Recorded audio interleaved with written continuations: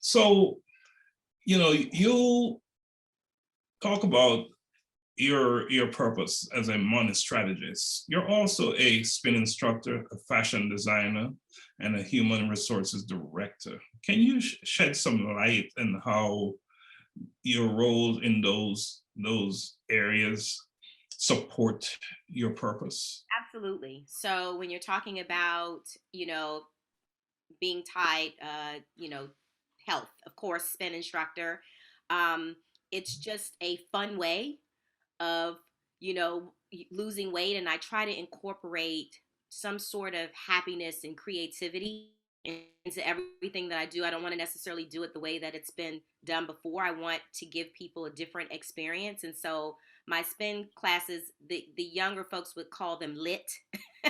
Her spin class is lit, meaning that, it's fun, it's different, or whatever. So that's just me bringing people in who would not necessarily want to go to a gym or that, sort of thing, just but want to get healthy, a way to actually do that. So my purpose there was to help navigate obesity, health problems, that sort of thing through a fun activity. So that was my purpose for becoming a spin instructor.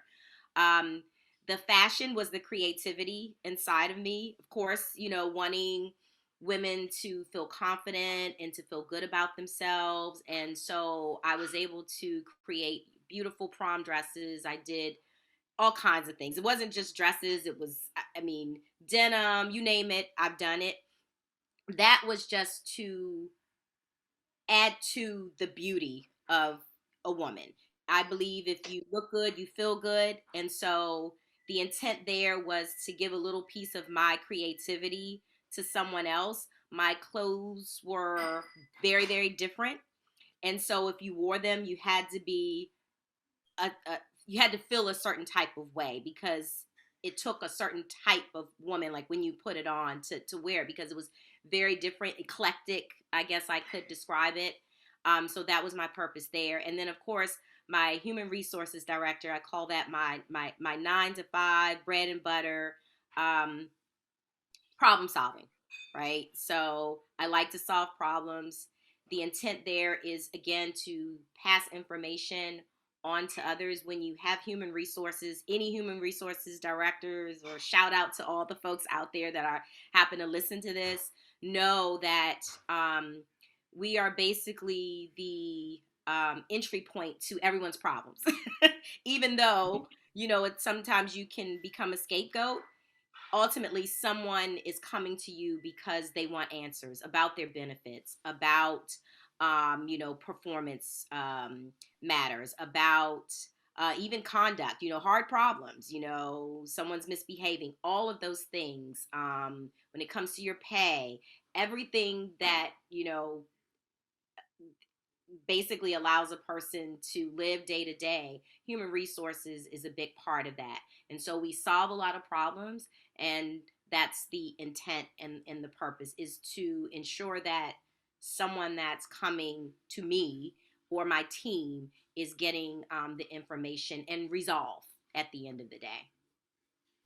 So a common theme in all of your different roles that you operate in is uplifting, helping, and promoting success of others. Yes. Whether it's you as a strategist, money strategist, or a spin instructor, it's focused on ensuring that the generation following you in a better position to function in this world that they will be living in. So, there's a notion that, yeah, I'm sure you've heard it many times, align with purpose, living in purpose. What does that mean to you? What are they saying? Notice when they say that I'm living on purpose, I'm aligned with my purpose. Can you explain that for our listeners from your perspective? Yeah, so alignment with your purpose is alignment with yourself. You have to know, waking up every morning, well, at least I do. I think it's very important to have a plan. You can have a broader purpose, as we spoke about in the beginning, but then you can have a mini purpose for the day. Um, And if you're aligned with that, that's mind, body, and spirit, pretty much. I mean, everything should be gearing towards whatever that goal or that objective is at that moment. You said aligning, and then you said living in it. Yes. So once you say, this is it, this is something that I want to do, this is how I want to live my life, how I want to be, um, every single day, there has to be something that is pushing you towards living that way. Otherwise, you're not aligned with your purpose. If I say, I want to help people and I have an opportunity and I'm not doing that, then is that really my purpose? And that's how I kind of, I guess, fact check, myself. Is this something that I really want to do? I say it, I am it, I believe in it, and then I have to go out and actually do it.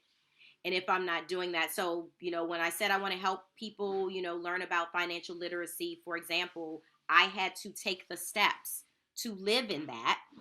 And so I had to do things behind the scenes, get, a business established, go out there and reach out to people as you're doing, with this, interview. You have to take actionable steps towards whatever it is you're saying that you want to do. And that is living in it. Otherwise, you're not aligned. So, Actionable steps, right? yeah. So you're not just saying, you're acting on it, you're living it. And what are the benefits that one can derive, and how does it feel when you're at that space, that time, that you can say, wow, I am living on purpose, I'm in my purpose? Yeah, so for me, when I set out to do something, whatever that is, I'm looking at vision boards all around me, right? So, like I said, little mini purposes and then overarching. This is the type of person that I want to be. Um, Even if it's like mini accomplishments. So it's taking the step and saying, "Up, got my trademark done." It's taking the steps. It's almost like having a list of things with boxes beside them that you can just check off. That's what makes me happy. I did that. Now the purpose or the ultimate goal may be way ahead of me. I said I want to go into schools and teach um, financial literacy at some point. I don't know when that will be, but today I'm reading books. I'm educating myself. I'm following people that are doing this well, right? And so each time I do or take one baby step towards it, that's happiness. And then ultimately, once you reach that final goal and say, "Aha, I've done it," then achieving it. But leading up to it are small gains as well. It doesn't necessarily, for me, it's just me living in it, saying that I'm going to do it and not giving up, and attacking it, with force. Even if there are failures along the way, I don't like to call them failures. I think they're lessons along the way that continue to like build that bridge to get to the other side ultimately. In your circle, your friends and family members, close and not so close, is a discussion about purpose a common thing? I would say yes, but in a way it that you can approach it so that it's not heavy. I'll give you an example. Um, like for my children, you know, they're millennials and Gen Z, so different, things. So the way that I see things in my life, they may see things differently.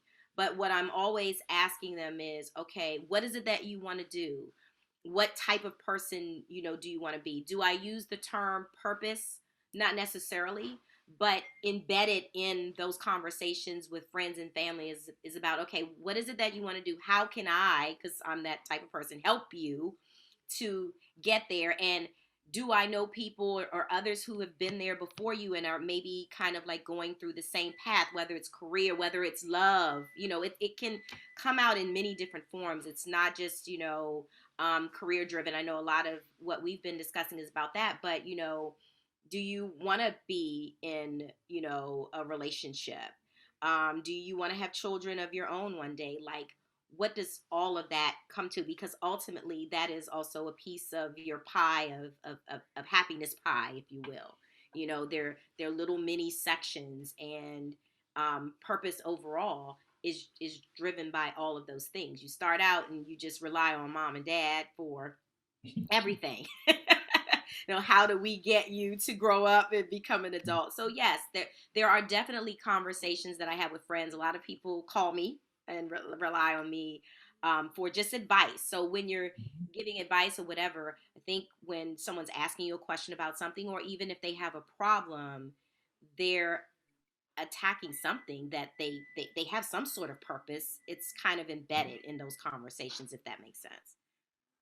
I guess the question is, do they recognize it as see it as their purpose, or they're just living it in a natural way? And as you said earlier, knowing that it is certainly allow you to have that roadmap. So Absolutely. that awareness is very important.